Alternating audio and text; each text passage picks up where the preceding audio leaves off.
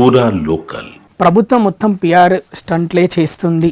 మొత్తం అంటే ఏది ప్రభుత్వ పథకం ఏది ప్రవేశపెట్టినా ఇప్పుడు సన్నబియ్యానికి సంబంధించి లబ్ధిదారుని ఇంటికి వెళ్ళి ముఖ్యమంత్రి మిగతా మంత్రులు అందరూ కూర్చొని భోజనం చేయడం, అవి ఫోటోలు వీడియోలు బయటికి రావడం, వైరల్ అవ్వడం, ఇదంతా పిఆర్ స్టంట్లు అని ప్రతిపక్షాలు అయితే పెద్ద ఎత్తున విమర్శలు చేస్తున్నాయి. ఇప్పుడు ప్రతిపక్షాలు విమర్శలు చేస్తున్నాయి అన్నప్పుడు మనం హాస్యాస్పదంగా ఈ ఇంద్రాబాయిలు ఇట్లా చేస్తున్నారని నవ్వుకోవడం తప్ప మనం ఏం చేయలేని పరిస్థితులకు వచ్చేసినాం సార్. ఎందుకు అంటే అరే సన్నబియ్యం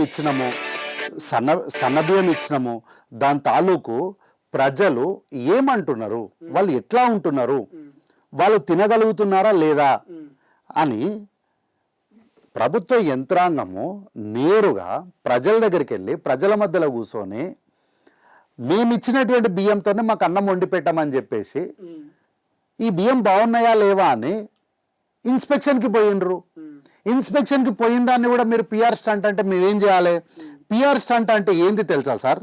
పిఆర్ స్టంట్ అంటే అరే నది లోపలికి పోతే కూడా వీడియోలు తీసుకుంటారా సార్? ఎవరన్నా మీరు నది లోపలికి మీరు స్విమ్మింగ్ పూల్కి దుంకిరు అనుకోండి, వీడియో తీసుకుంటారా?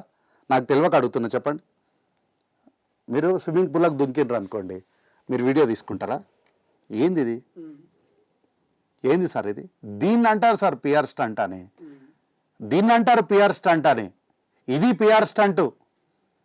ఆ పూటకు పిల్లల్ని ఎత్తుకొని పక్కన డేటాలతో చేతులు కడుక్కోవడము, కెమెరా ఉంటే ఒకలాగా, కెమెరా లేకపోతే మీతోటి పార్టీ నాయకులైనా సరే వాళ్ళని చేయి దులిపించేసుకోవడము, కెమెరా ఉంటే వాళ్ళ భుజాల మీద చేతులు వేసి మా మంత్రి నా సహచర మంత్రి అనడము, కెమెరాలు ఆఫ్ ఉన్నాయి అనుకుని ఆన్ ఉన్నప్పుడే కెమెరాలు ఆన్ ఉన్నాయి, వీళ్ళు ఏమనుకున్నా ఆఫ్ ఉన్నాయి అనుకున్నారు. ఆఫ్ ఉన్నాయి అనుకుని ఒక మనిషిని ఇక రావాయని ఇక్కడ రా అని చెప్పి ఈడ్చవతల వాడేసిండు కల్వకుంట్ల చంద్రశేఖరరావు గారు. సో ఇవి పిఆర్లు.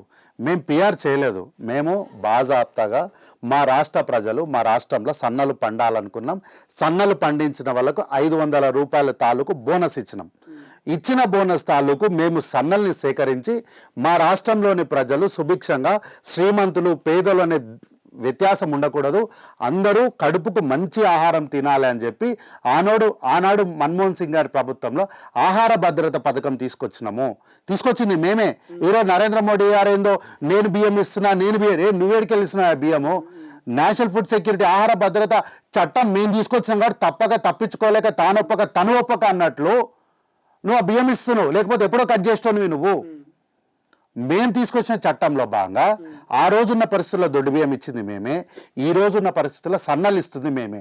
అయితే ఇచ్చినటువంటి సన్నల క్వాలిటీ ఎట్లా ఉంది అని చెప్పి మేము పిఆర్ కోసం పోలే, క్వాలిటీ చెక్ కోసం పోయినాం.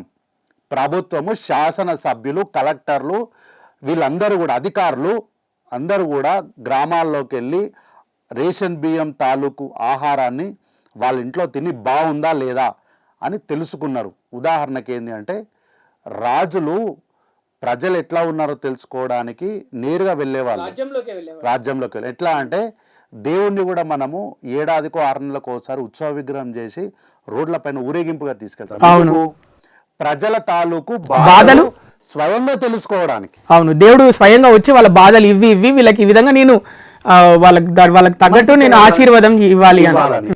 సో అందులో భాగంగానే అదే కాన్సెప్ట్లో అంటే మళ్ళీ మేము దేవుళ్ళం ఏం కాదు, మళ్ళీ ఇగో కాంగ్రెస్ వాళ్ళు దేవుళ్ళనిగా పోల్చుకున్నారంటారేమో, కానీ అట్లా కాదు. అంటే మేము దాన్ని ఎగ్జాంపుల్గా తీసుకొని మా రాజ్యంలోని పాలనలో ప్రజలు ఎట్లా ఉన్నారో తెలుసుకోవడం మేము నేరుగా ప్రజల దగ్గరికి వెళ్ళినప్పుడు ఎవరో ముఖ్యమంత్రి గారు వీరు వచ్చారు, ఎమ్మెల్యేలు వచ్చినప్పుడు ఊర్లో పిల్లలు ఈరోజంతా ఇక మీరు అలవాటు చేసిన సోషల్ మీడియానే కదా ఫోటోలు తీయడము, అందులో భాగంగానే ఎవరో ఫోటోలు తీసి వాళ్ళ ఫేస్బుక్లలో పెట్టుకున్నారు.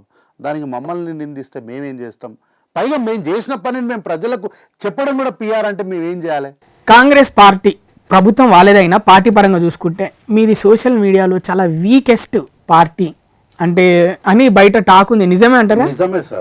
నిజమే సార్, దీన్ని నేను కూడా ఒప్పుకుంటా. దయచేసి ఇప్పటికైనా మా కాంగ్రెస్ పార్టీకి అంటే ఒక యువ నాయకుడిగా కార్యకర్తగా నేను ఒక అప్పీల్ చేస్తాను మా పార్టీకి కూడా. ఏం తెలుసా, మన పార్టీకి కూడా ఒక మంచి ఛానల్ పెట్టండి, ఒక పేపర్ పెట్టండి, ఎస్టాబ్లిష్ చేయండి. మన దగ్గర కూడా ఒక 1000-10,000 మందికి సోషల్ మీడియాలో ఉద్యోగాలు ఇవ్వండి. అప్పుడే మనం సస్టైన్ కాగలము. ఎందుకంటే కాంగ్రెస్ పార్టీ చేస్తుంది. ఇప్పుడు ఆహార భద్రత పథకం తెచ్చింది మేమే. ఈ రోజు వరకు కూడా చాలా మందికి తెలియదు అది మన్మోహన్ సింగ్ గారు తీసుకొచ్చారు అని చెప్పి. ఈ తెలంగాణ రాష్ట్రాన్ని ఏర్పాటు చేసింది కాంగ్రెస్ పార్టీ. చాలా మందికి తెలియదు అది అక్కడ ద బిల్ ఈజ్ పాస్డ్ అన్న వ్యక్తి కాంగ్రెస్ పార్టీకి సంబంధించిన వ్యక్తి అని. అంటే ఆ యూపీఏ గవర్నమెంట్లో భాగమైనటువంటి వ్యక్తియే ద బిల్ ఈజ్ పాస్డ్ అన్నాడని చాలా మందికి తెలియదు. అందరూ కల్వకుంట్ల చంద్రశేఖరరావు గారు తెలంగాణ తెచ్చారు అనుకుంటారు. కాబట్టి ఏంటంటే కాంగ్రెస్ పార్టీ ప్రజలకు అన్ని చేస్తుంది సార్, కానీ చెప్పుకోదు. ఎందుకు చెప్పుకోరు మీరు జనాలకి? కారణం ఏంటి? అంటే సోషల్ మీడియా పరంగా ఎందుకు చెప్పుకోరు? కాంగ్రెస్ పార్టీ ఇప్పుడు కూడా ఏం నమ్ముతుంది అంటే ఈ పబ్లిసిటీలు స్టంట్లను నమ్మదు సార్. మనం మంచి చేస్తే ప్రజలు తప్పకుండా మనతో ఉంటారు, మన దగ్గర మేలు పొందిన వాళ్ళు మనతో ఖచ్చితంగా ఉంటారు అని చెప్పి ఆ పార్టీ ఎప్పుడు నమ్ముతుంది. అందుకే ఎప్పుడో ఇందిరాగాంధీ గారు, మా తాతల కాలం నాటి ఇందిరాగాంధీ గారు దళితులకు 3 ఎకరాలు ఇచ్చారు, ఉండడానికి ఇందిరా మిల్లు ఇచ్చారు అని చెప్పి ఇప్పటికీ కూడా ఇందిరాగాంధీ గారి బొమ్మ పెడితే కాంగ్రెస్ పార్టీ గెలిచింది. 6 గ్యారెంటీలో మేము పెట్టింది ఇందిరాగాంధీ గారి ఫోటోనే కదా. ఆ రోజు కాంగ్రెస్ పార్టీ తాలూకు ఇందిరాగాంధీ గారు చేసినటువంటి సాయం ఒక కృతజ్ఞతే ఈరోజు మళ్ళీ కాంగ్రెస్ పార్టీని అధికారంలోకి తీసుకొచ్చింది. ఈరోజు ఎందుకు ప్రియాంక గాంధీ గారిని చూసి అందరూ ఇందిరమ్మని చూసినట్టుందని ఎందుకంటారు? ఎవరు అని అంటారు వాజ్పేయిని చూసినట్టుంది, ఆయన ఎవరిని ఎప్పుడైనా చరిత్రలో విన్నారా? ఎవరిని అన్నారు. కానీ ప్రియాంక గాంధీ గారు చూడగానే ఇందిరమ్మని ఎందుకు గుర్తు చేసుకుంటారు? అంటే దట్ ఈస్ కాంగ్రెస్ పార్టీ. మేము సోషల్ మీడియాని గెలుచుకోం సార్, మనుషుల మనసుల్ని గెలుచుకుంటాం మేము. అందుకే కాంగ్రెస్ పార్టీకి సోషల్ మీడియా లేకపోవడం మా దురదృష్టం. అట్ ద సేమ్ టైం మేము ప్రజల మనసుల్ని గెలుచుకోగలిగినటువంటి నైపుణ్యత, ఆ పట్టుదల అది మాకు ఉండడం మా అదృష్టం. అందుకే మేము కాంగ్రెస్ పార్టీ.